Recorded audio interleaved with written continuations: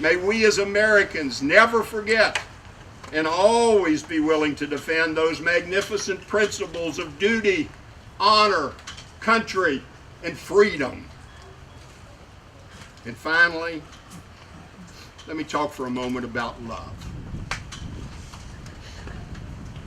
As you can tell, I'm profoundly moved each year with the celebration we now call Veterans Day. Sometimes I think it's not, and I'm sure many of you in the crowd that have served have that same feeling.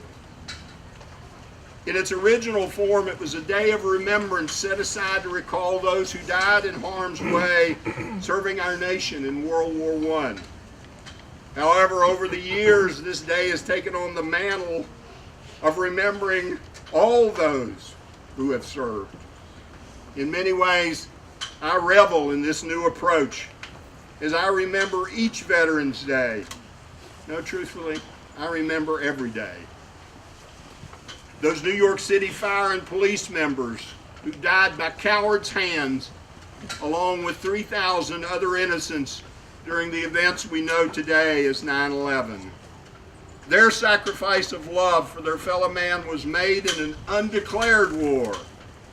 Yet that sacrifice was no less a sacrifice of love and duty to those same principles that men and women in uniform make for us today and veterans have made for us in the past.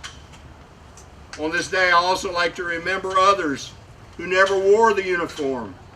Like my dad, disqualified for military service, he worked at home on the C&O Railroad to help deliver war materials to factories all across our great nation.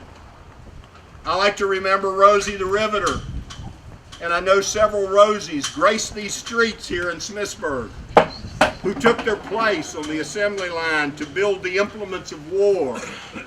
No, the implements of peace, while others were off at the front. A couple of years ago, I got a new memory. Watching the Glenn Beck show, I saw the video of a man in an orange shirt unloading emergency supplies after a Midwest tornado. In some ways, that was nothing memorable. Just an American doing what Americans do, serving other folks in a time of need. A good definition, if you will, for veterans. But now etched in my mind is the picture of that man. He had only one arm, but he was working diligently by himself to unload those supplies. It is good that such men and women live among us and serve for us today. I like to remember husbands, wives, mothers, fathers, and all those who sent their kinfolk off to war.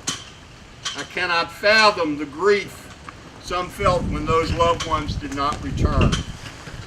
I like to remember all those who stayed at home, who never saw the rocket's red glare or felt the bombs bursting in the air, yet gave a fair measure in support of our nation. General George S. Patton remarked, and I quote, "It is foolish and wrong to mourn those who die.